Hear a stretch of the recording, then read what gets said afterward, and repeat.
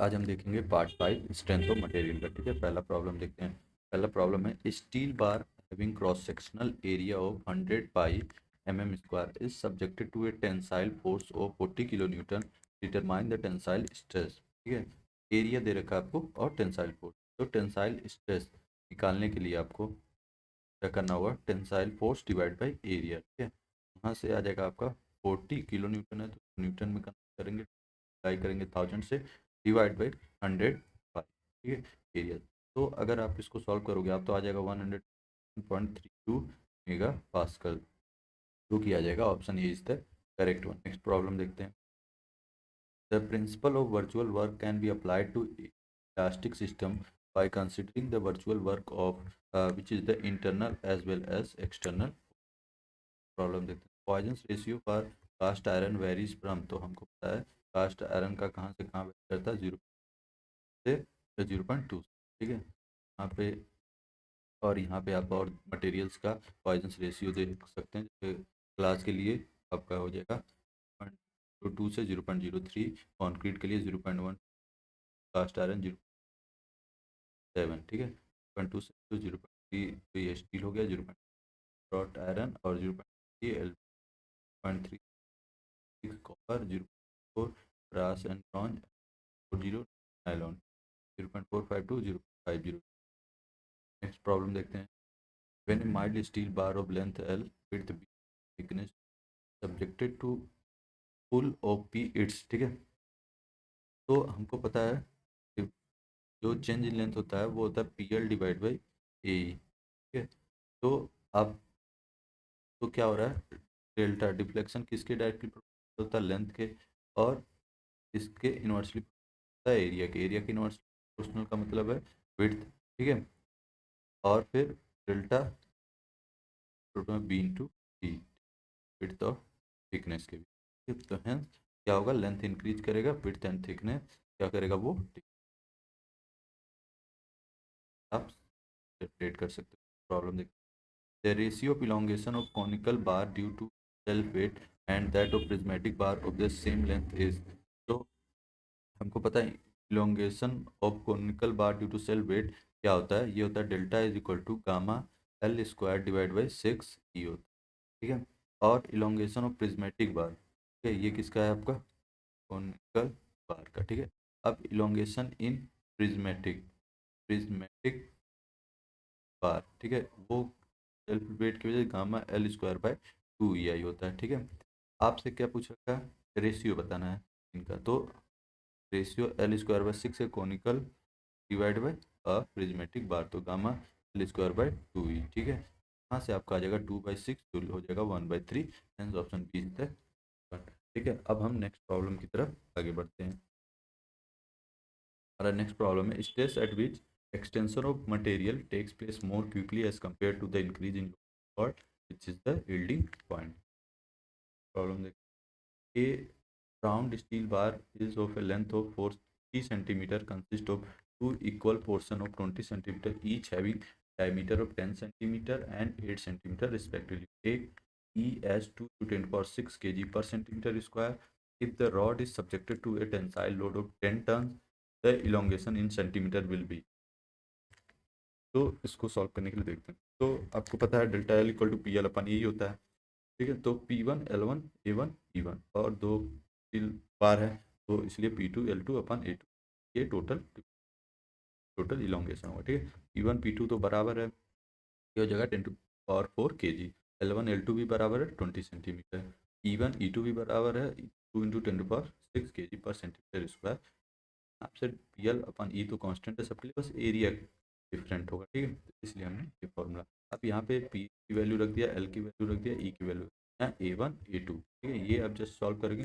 1/10 पाई bracket में 1/25 plus 6 आ जाएगा, जो कि हो जाएगा option A is the correct one. ठीक है, नेक्स्ट प्रॉब्लम नंबर देखते हैं। ए बार of diameter 30 mm is subjected to a tensile load such that measured extension on a gauge length of 200 mm is 0.09 mm and the change in diameter is 0.045 mm। the Poisson's ratio, Poisson's ratio is equal to होता है lateral strain divide by क्या होता है, longitudinal longitudinal, ठीक है। यहाँ से आप जस्ट भी कर सकते हो a law lateral strain 0.0045 divide by 30, ठीक है, divide by longitudinal space 0.09 divide by 200, ठीक है। यहाँ से आ जाएगा 1/3, जो कि हो जाएगा option B is the correct one. Next problem देखते हैं। A tube of aluminum of 40 mm external diameter and 20 mm internal diameter is, ठीक है, strongly fitted on the solid steel rod of 20 mm diameter. The composite bar is subjected to an axial compressive force P. The stress on steel bar is 70 Newton per mm square. The aluminum tube and corresponding value P will be E for steel 2 into 10 power 5 Newton per mm square, E for aluminum 7 into 10 power 4 per mm, ठीक है। ये आपको दे रखा है, ये steel है material और ऊपर एल्यूमिनियम, ठीक है। अब डायमीटर ऑफ स्टील बार दे रखा है 20 mm, external diameter of aluminium दे रखा है 40 mm, ठीक है। इंटरनल डायमीटर ऑफ एल्यूमिनियम दे रखा है 20 mm और स्ट्रेस ऑन स्टील दे रखा है 70 न्यूटन पर mm, ठीक है। फोर्स इन स्टील दे रखा है पी स्टील और force in aluminium P A L, ठीक है। एरिया ऑफ एल्यूमिनियम बार आपको ये दिया हुआ, एरिया ऑफ स्टील बार, ठीक है। नाउ पी जो टोटल स्ट्रेस है स्टील और एल्यूमिनियम, इसका मतलब जो डिफ्लेक्शन स्टील पे होगा वही क्या होगा एल्यूमिनियम, दोनों बराबर होगा डिफ्लेक्शन। पी एल अपन ए स्टील में जो होगा वो एल्यूमिनियम के इलोंगेशन के बराबर होगा, ठीक है।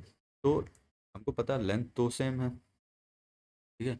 अब स्ट्रेस अपन स्ट्रेस इन स्टील जो जनरेट होगा वही आप divide by Young's modulus of steel, और stress in aluminium divide by Young's modulus of aluminium, ठीक है। यहाँ से स्ट्रेस निकाल लेंगे आप एल्यूमिनियम में, यहाँ से आ जाएगा 24.5 न्यूटन पर mm स्क्वायर, ठीक है। ये फोर्स अपन, ये स्ट्रेस आ गया, फोर्स अपन एरिया से स्ट्रेस में कर। अब फिर फोर्स इन एल्यूमिनियम निकालने के लिए stress in aluminium into area, area of aluminium, यहाँ से आ जाएगा 23.09 किलो न्यूटन फोर्स आ गया एल्यूमिनियम में। अब force in steel, stress in steel into area of steel, तो ये आ गया 21.991 किलो न्यूटन। तो यहाँ से टोटल फोर्स आ जाएगा stress in sorry force in steel और प्लस फोर्स इन एल्यूमिनियम, जो क्या जाएगा 45.08 kilo newton. Option A is the correct one, ठीक है। नेक्स्ट प्रॉब्लम देख,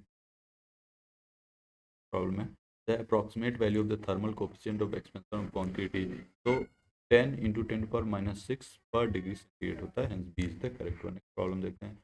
the number of elastic constant and independent elastic constant for material are which is four, total number of elastic constant 4 होता है और total number of independent elastic constant for material 2 होता है, D is the correct one. Problem देखते हैं। What could be the value of bulk modulus for the material which has Young's modulus, ठीक है। Young's modulus की value दे रखा है 1.2 इंटू 10⁵ न्यूटन पर mm square, and the modulus of rigidity जी की वैल्यू दे रखा है 4.8 इंटू 10⁴ न्यूटन पर स्क्वायर, ठीक है।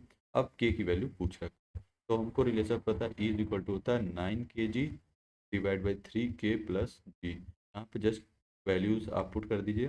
E की वैल्यू 1.2 इंटू 10⁵ 9, के की वैल्यू निकालना है 4.8 into 10⁴ divide by 3k plus 4.8 into 10⁴। यहाँ से के की वैल्यू आप फाइंड आउट कर लोगे 8 इंटू 10⁴ न्यूटन पर mm स्क्वायर, जो कि हो जाएगा option D is the correct one. Next problem देखते हैं, जो कि है which of the following statement is true. तो पहला क्या कह रहा है, 2 dimensional stresses applied in plate in its own plane stress condition, ये तो स्टेटमेंट का है। देखते हैं, under plane stress condition the strain in the direction of perpendicular to the plane is 0, which is wrong, and the normal and the shear stress may simultaneously on the plane, hence option D is the correct one. Problem देख, which of the following is the correct representation of an idealized stress strain curve for a perfectly plastic material। तो हमको पता है perfectly plastic material का, अब नीचे दे रखा है कुछ बिहेवियर ऑफ वेरियस मटेरियल, जैसे लीनियर इलास्टिक के लिए, इलेक्ट्रोप्लास्टिक मटेरियल के लिए, इलेक्ट्रोप्लास्टिक विथ स्ट्रेन हार्डनिंग मटेरियल के लिए, परफेक्टली प्लास्टिक, आइडियल रिजिड के लिए और आइडियल फ्लूइड के लिए तरीके। नेक्स्ट प्रॉब्लम देखते हैं हम लोग।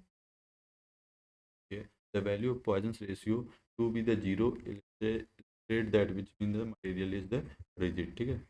प्रॉब्लम देखते हैं, यहाँ पे कुछ दे रखा है पॉइजन रेशियो की वैल्यू आप देख। प्रॉब्लम देखते हैं, a rod of 20 mm into 20 mm cross section is carries and axial tensile load of 40 kilo, what is the value of tensile stress developed in rod, ठीक है। आपको दे रखा है पी की वैल्यू दे रखा है 40 किलो न्यूटन, तो न्यूटन में कम कर लेंगे 10 न्यूटन, ठीक है, एरिया दे रखा है 20 × 20, ठीक है। तो यहाँ से स्ट्रेस इक्वल टू हो जाएगा 40 × 10⁻³ डिवाइड बाई 20 × 20, तो यहाँ से आ जाएगा 100 MPa, ठीक है। Hence B is the correct one. Problem देखते हैं। The following diagram in stress strain diagram of any material which kind of material it is. तो हमको पता है ये visco elastic material is the correct, ठीक है। ये प्योरली इलास्टिक मटेरियल का ग्राफ है, ये आपका visco elastic material. Next problem देखते हैं। A metal sphere of diameter d is subjected to a uniform increase in temperature delta T. E, nu and alpha are the Young's modulus, Poisson ratio and thermal expansion.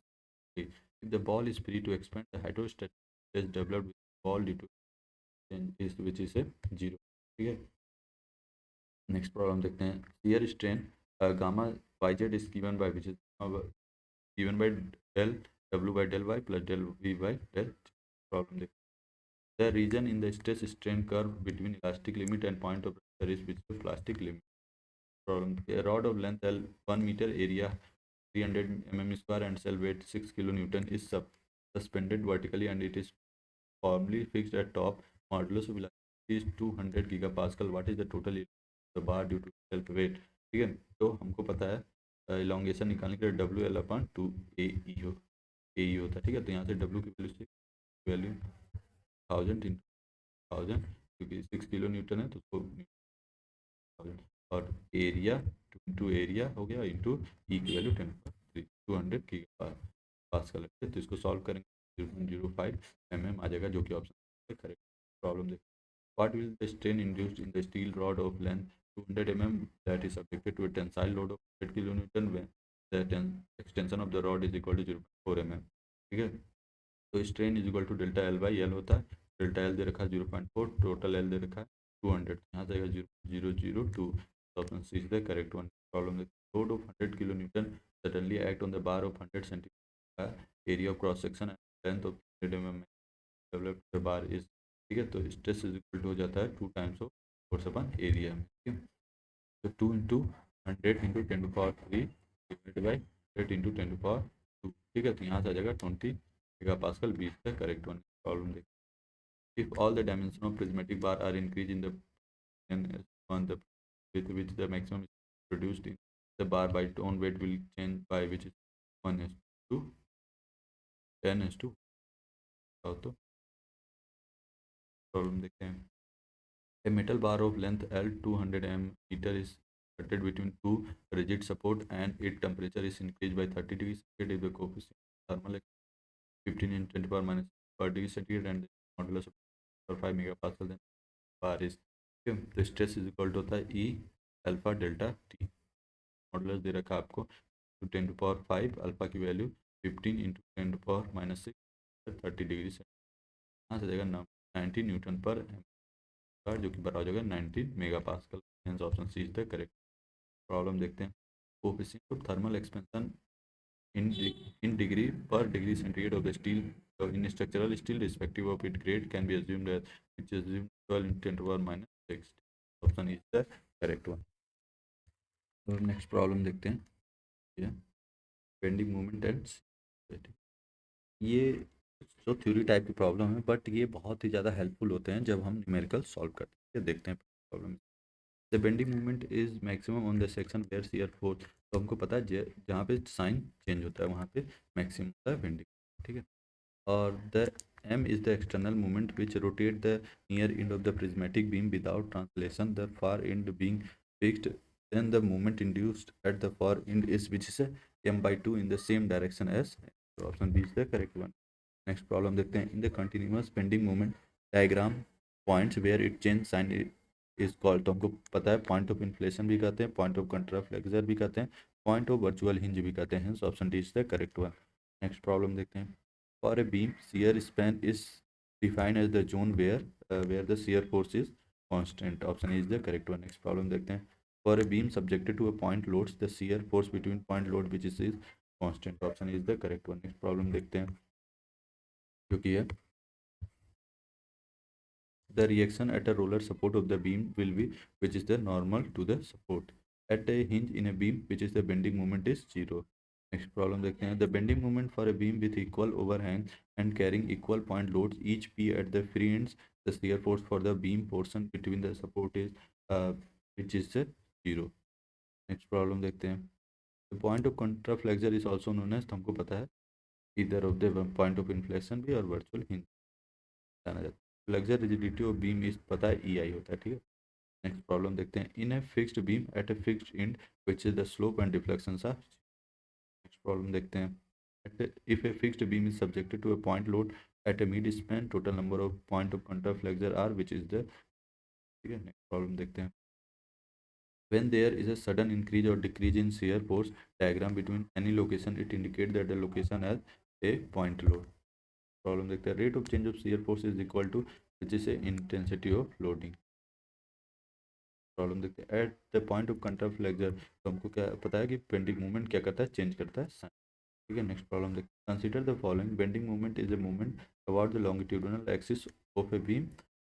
तो ये तो, and a structural component cannot have axial force and shear force together, which is also correct, and the option D is the incorrect. Between the point loads the variation of shear is which is the constant. ठीक है. Next problem देखते हैं जो कि है. if the shape of cable is a parabola, it implies that it is subjected to which is a uniformly distributed load. In case of pure bending, the beam will bend into an arc of a which is a circle.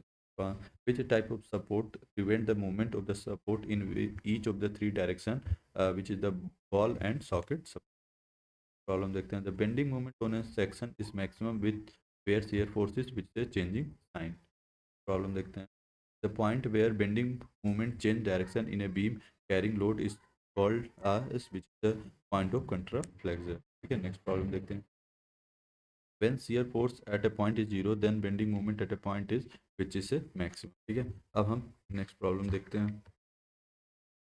The maximum bending moment due to a single point moving load is a simply supported beam which occur at a section under the. ठीक है.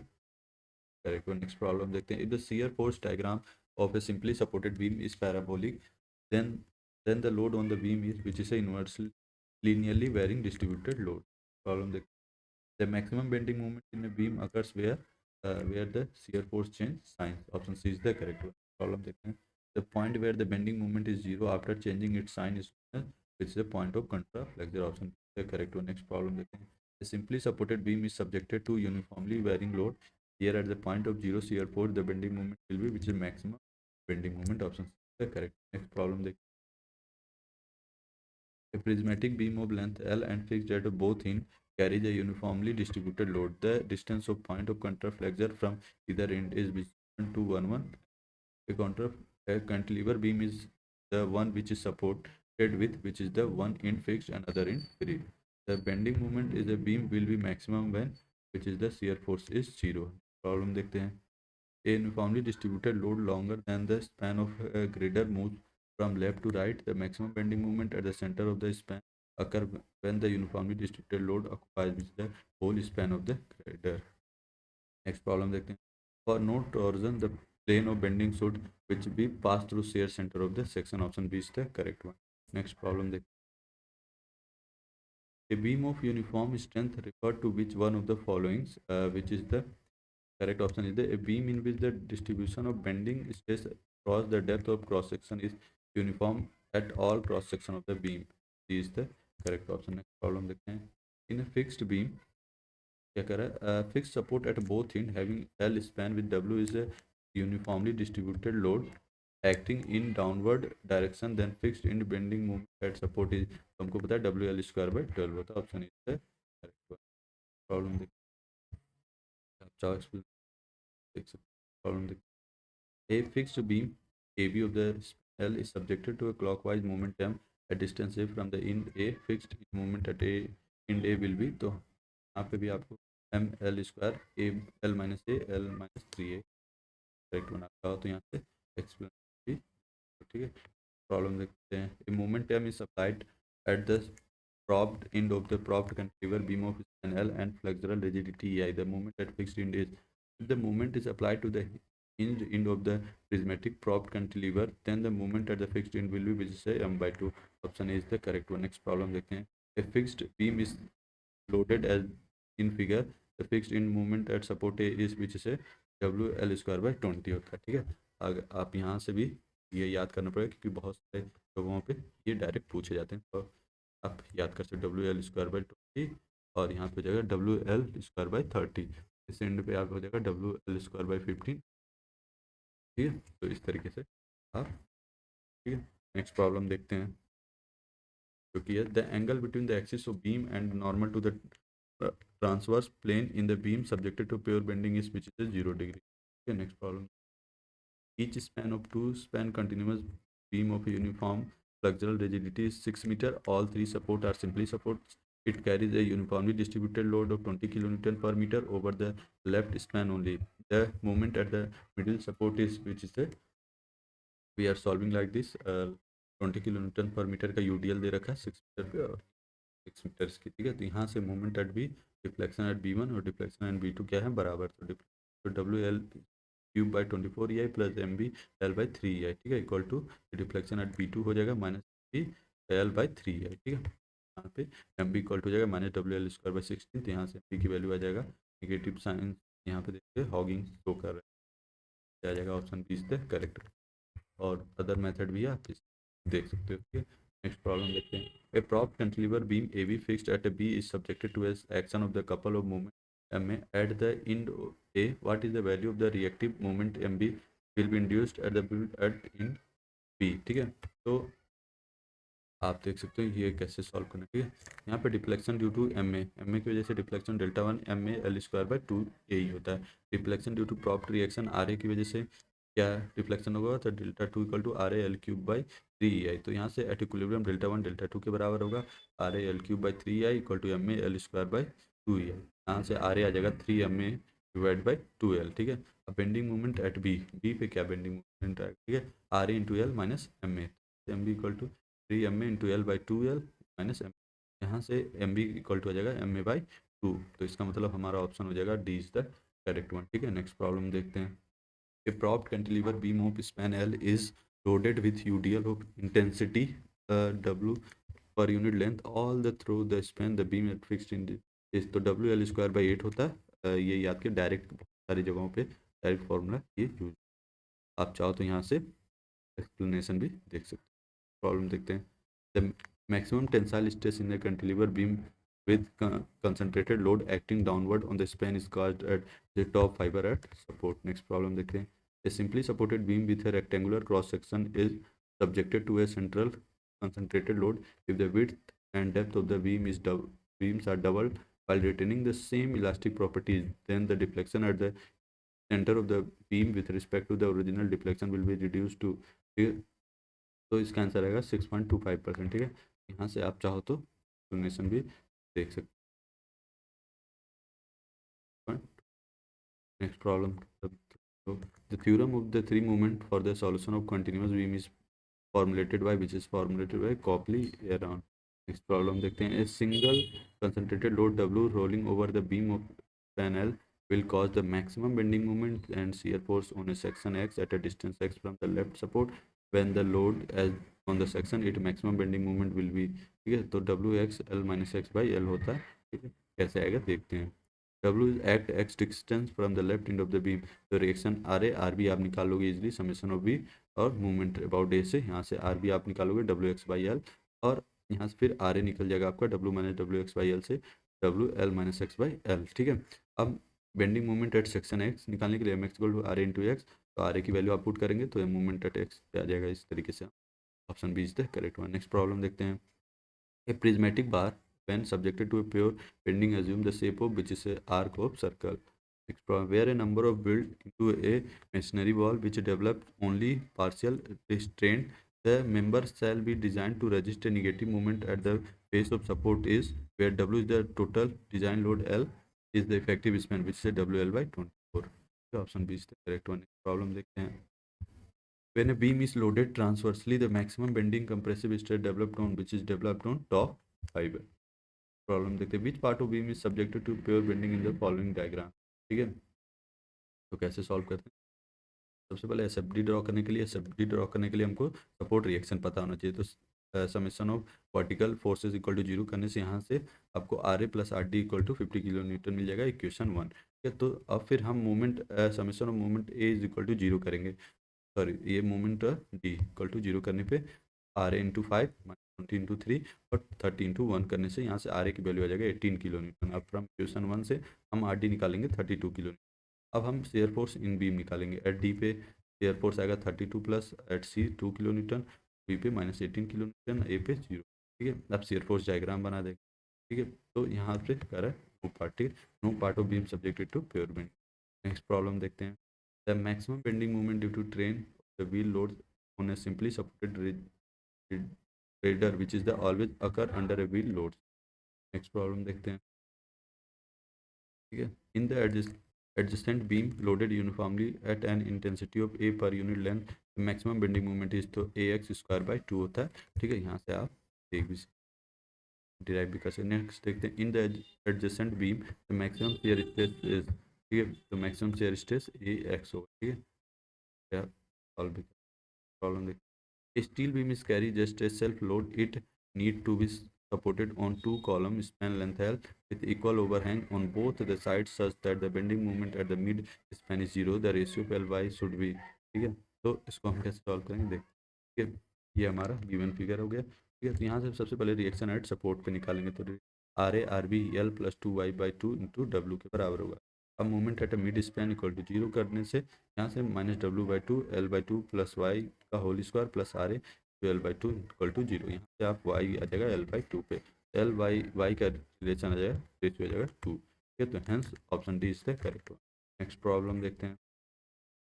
The absolute maximum bending moment in a simply supported beam of span 20 meter due to moving UDL of 4 kN per meter spanning over 5 metre is, तो यहाँ से आ जाएगा आपका, क्योंकि D आ जाएगा, लेकिन कैसे आएगा वो, तो इसके लिए एम मैक्स मोमेंट मैक्सिमम निकल डब्ल्यू A/4। ठीक है, L-A/2।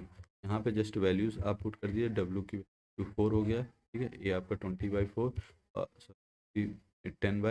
10/4 और L हो गया 20। ठीक है, और 10/2। ठीक है, यहाँ से आप जस्ट सॉल्व करोगे, आप आ जाएगा 87.5 किलो न्यूटन एट मिड। ठीक है, D is the correct. Next problem देखते हैं। A cantilever beam of span L 6 meter and the left end fixed carry a uniformly distributed load of 3 kN per meter throughout its length। The magnitude of the maximum shear force is a -18 kilo। Problem with the point where the bending moment is 0 is called as which is point of contraflexure। Problem with the number of points of contraflexure for a fixed beam carries uniformly distributed load over the whole span is which is 2। ठीक है, next problem देखते हैं। Fixed in movement of A of the fixed beam shown in figure, तो ये होगा आपका इस तरीके देखते हैं। ठीक है, तो M1 निकाल लेंगे, M2 निकाल लेंगे। ठीक है, तो M1 और टोटल M A पे आएगा M1 प्लस M2, यहाँ से आ जाएगा 6L/27 is the correct one. Problem देखते हैं। A propped cantilever of span L is subjected to a concentrated load at a mid span. If MP is the plastic movement capacity of the beam, then the value of the collapse load will be which is the 6 MP/B is the correct one। Problem देखते हैं। Simply supported beam of L carries a point load W at the center of the beam। The bending moment diagram will be which is the triangle load with maximum coordinate at the center of the beam। Next problem देखते हैं। The shear force and bending moment are 0 at the free end of cantilever if it carries the uniformly distributed load throughout the span। Next problem देखते हैं। Series of the concentrated load transfer से simply supported beam for maximum bending moment at a given section to occur, the load system must be placed such that which is the average loading on the two side of the section is same such that when the section divide the load in the same ratio divide the point of contraflexure occurs in which occur in the simply supported beam and the fixed beam, sorry, overhanging beam and the fixed beam and the in the continuous beam shown in the following figure, the support momentum is which is the 0। Next problem, the where maximum bending moment occur in the beam, the shear force at a location is which is 0। Problem the for the conjugate beam method to the applicable, which of the following rules is not followed, which is the maximum indeterminacy can up to 5 degree। Next problem देखते हैं। The beam is loaded as shown in figure, the magnitude of bending moment at A is, so ये concept total bending moment क्या होता है, area of loading diagram into centroid of the loading diagram.